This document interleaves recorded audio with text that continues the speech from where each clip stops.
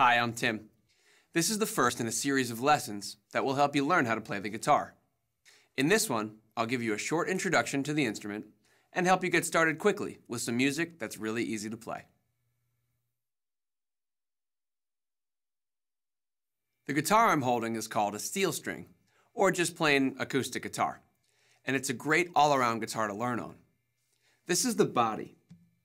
It forms the sound chamber that creates the guitar's tone. The sound hole is where sound projects from the body. This wooden piece is called the bridge, and it anchors the strings to the body. This is the neck of the guitar, and the playing surface is the fretboard or fingerboard, where you press your fingers to play notes.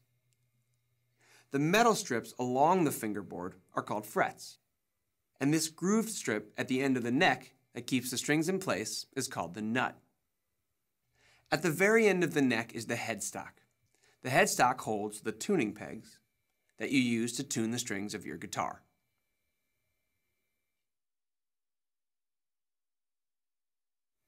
This is an electric guitar. One main difference between electric and acoustic guitars is that most electrics have a solid body like this one. Since there's no hollow chamber where the sound can resonate, the instrument is pretty quiet when you play it acoustically. So pickups are used to capture the sound so it can be made louder. Some electric guitars have 1 or 2 pickups. This one has 3, here, here, and here. All electric guitars have an output jack, like this one. This is where you plug in your guitar cable. The other end goes into an amplifier, or an audio interface that will let you connect your guitar to your Mac. Then you can access a bunch of great amp sounds and effects that are built right into GarageBand.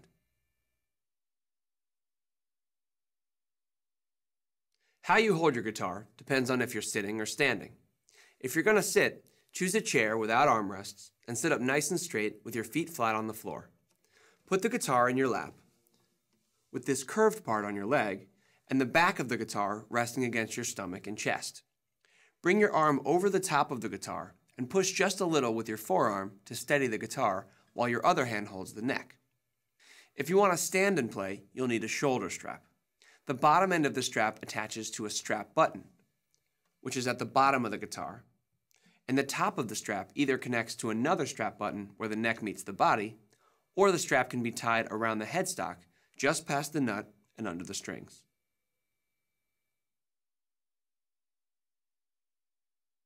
There are several ways to tune a guitar, but for now, we're going to use the tuner built into GarageBand. Before we start, let me show you how the tuning pegs work. Turning the peg one way loosens the string, making it go flat or down in pitch. Turning the peg the other way increases tension, making the string go sharp or up in pitch. Now that you know how to adjust the tuning pegs, let's get your guitar in tune. First, you should notice that the strings go from thick to thin. The thickest string is also the lowest and is called the low E string, or the 6th string. Pluck the string with your right-hand thumb like this. Next is the A string, or 5th string, D, or 4th string, G, or 3rd string, B, or 2nd string, and the thinnest string is the high E string, or the 1st string. When you use the tuner, you're going to start by playing the low E string. The tuner will then listen to your guitar, either through the built-in mic or through the cable you used to plug your guitar into your Mac. The tuner will tell you if you need to tune the string up or down. Keep plucking the string with your thumb.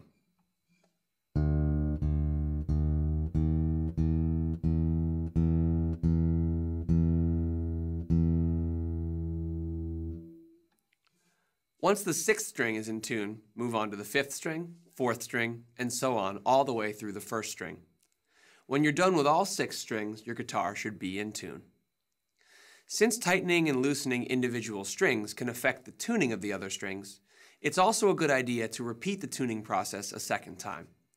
Now, click on the tuner button at the top right of the window. When you're done tuning, click on the tuner button again to return to the lesson.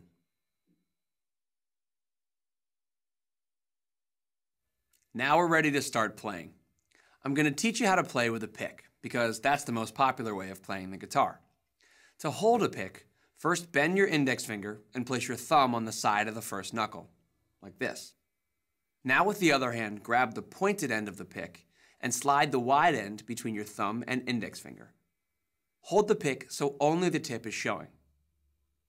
With your arm over the guitar body, position your hand so the pick is resting on top of the E or sixth string, a few inches away from the end of the fretboard. Make sure the tip of the pick is pointing straight towards the body of the guitar. Pluck down on the string, allowing the pick to come to rest on the A or fifth string below it. Now, one by one, pick across the rest of the strings in the same way, like this.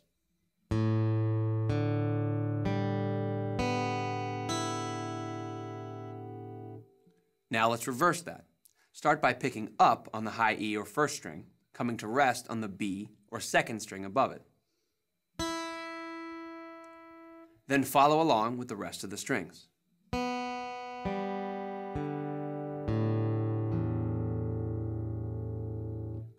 When you play each string individually, like we've been doing, it's called picking. Picking is used to play melodies, like this.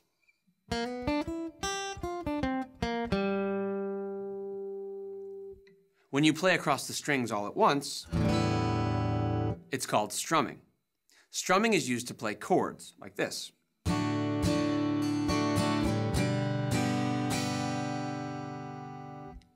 We'll save melody playing for later, but before we get too much further into strumming, I'm going to show you how to play an E major chord in the next section of this lesson.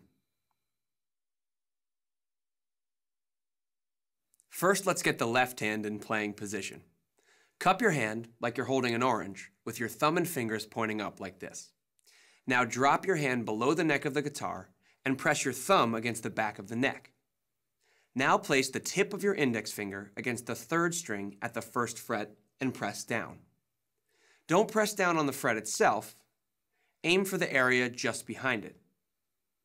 Next, press your ring finger against the fourth string at the second fret. Then press your middle finger against the fifth string at the same fret. If all goes well, when you strum the strings, it should sound like this. If your chord sounds muted or muffled, try pressing down on the strings a little harder. Also, check to make sure your fretting fingers aren't touching the surrounding strings, making the chords sound like this. If this is happening, figure out which finger is muting the surrounding strings by slowly picking each string.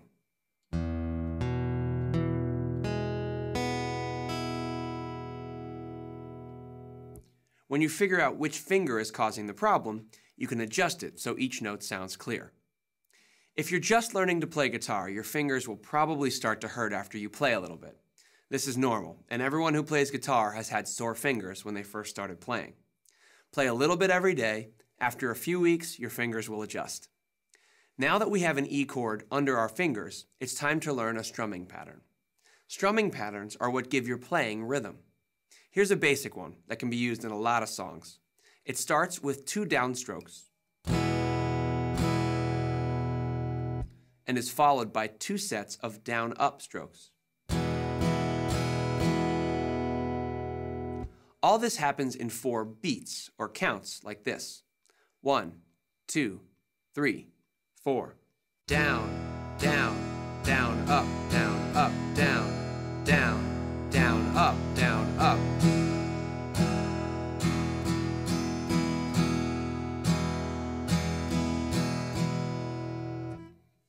You can use E major and this strumming pattern to play along with the band by going to the Play Songs section of this lesson. I hope you had fun with this first lesson. If you'd like to keep learning, GarageBand comes with a series of 8 more guitar lessons that you can download right from the welcome screen. And when you're ready to learn to play some popular songs, check out the Lesson Store in GarageBand, where you can purchase artist lessons with songs taught by the musicians who made them famous.